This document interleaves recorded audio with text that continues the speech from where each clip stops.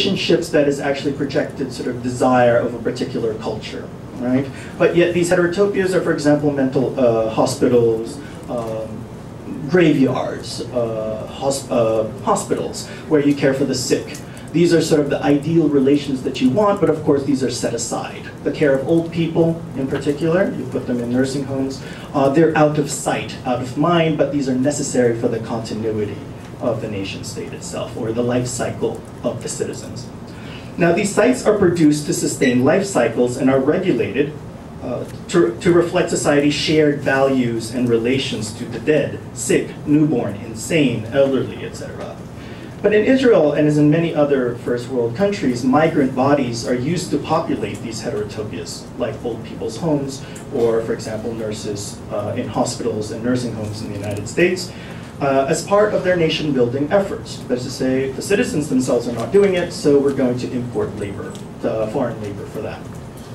Thus freeing time for citizens for other undertakings, but also making these sites invisible.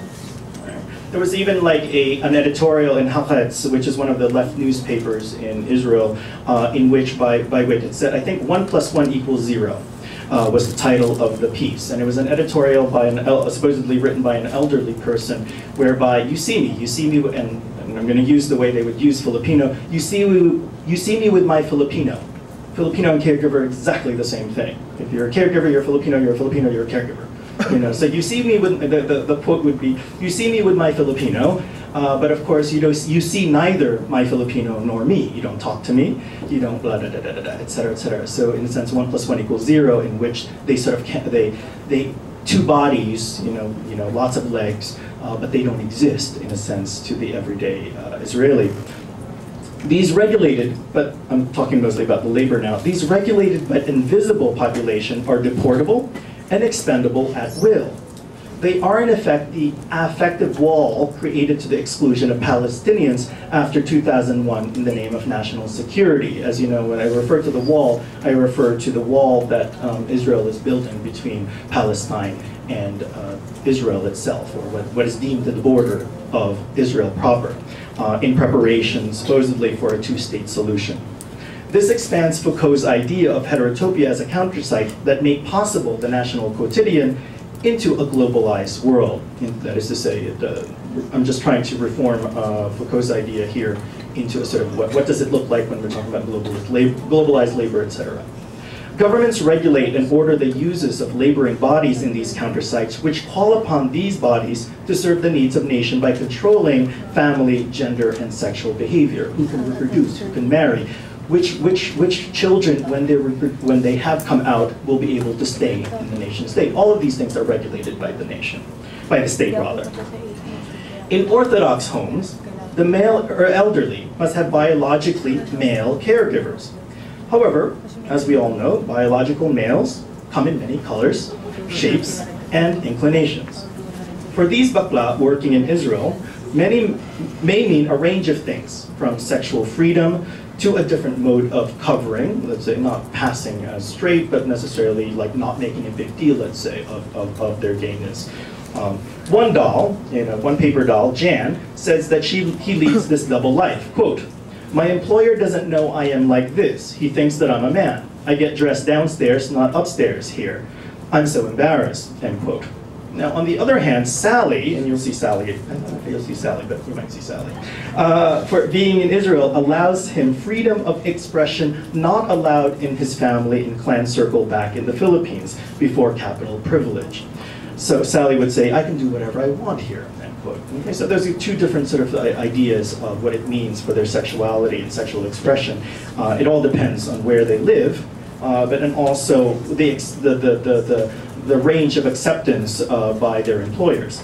However, for all the paper dolls, cross-dressing and performing the lip sync act serves as the surrogate family for that left behind in the Philippines.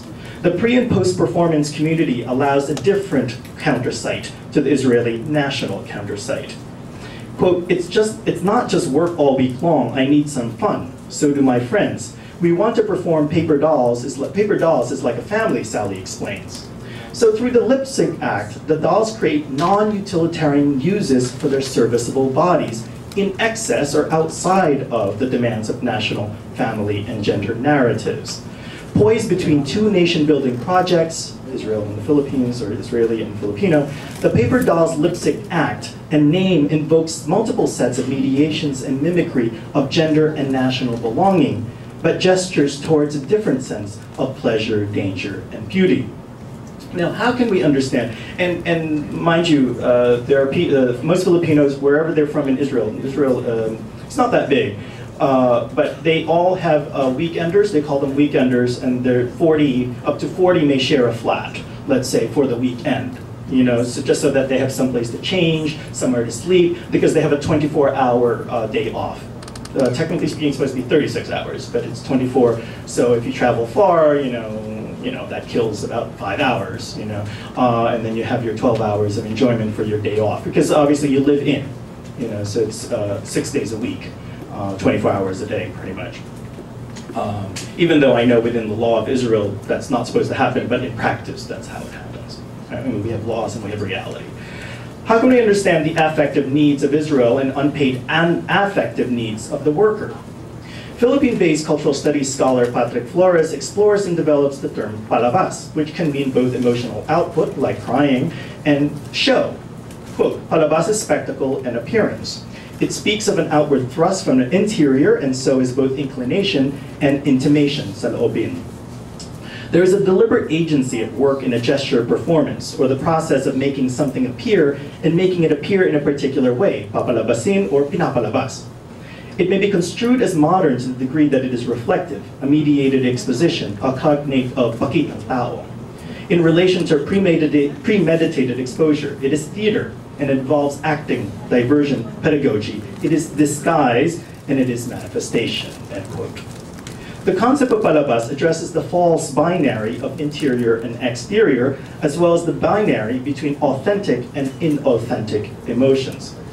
Using this double meaning, we can read the lip sync act not simply as an outlet for the drudgery of work. Rather, it is a different labor of love, a type of caregiving and of beauty as personhood that is not recognized nor funded by either the Philippines or the Israeli state. The dolls fashion and perform in intricate ball gowns made from shredded newspapers, following the outlines and shape of opulence and power.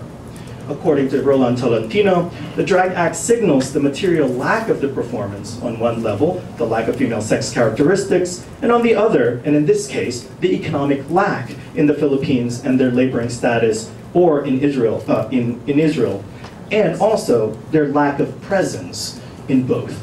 Right? That is to say, they are not present in the Philippines, but neither are they present, walang dating in a sense, walang dating in both senses actually, presence in the political or social landscape of Israel.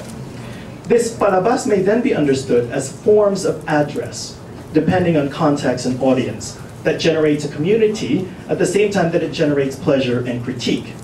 The paper doll's lipstick performance is actually a type of care of members of the community, a care that refuses to be an alienated commodity in terms of the national marketplace, but one that is circulated to create the terms of the local Filipino community and its self-legibility. That is to say, they're performing for a particular audience, right? This audience is not just a ready-made audience.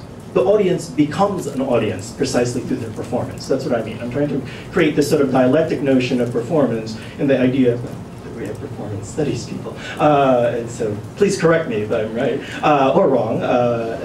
And so in a way that the Filipino community is not a self-evident thing.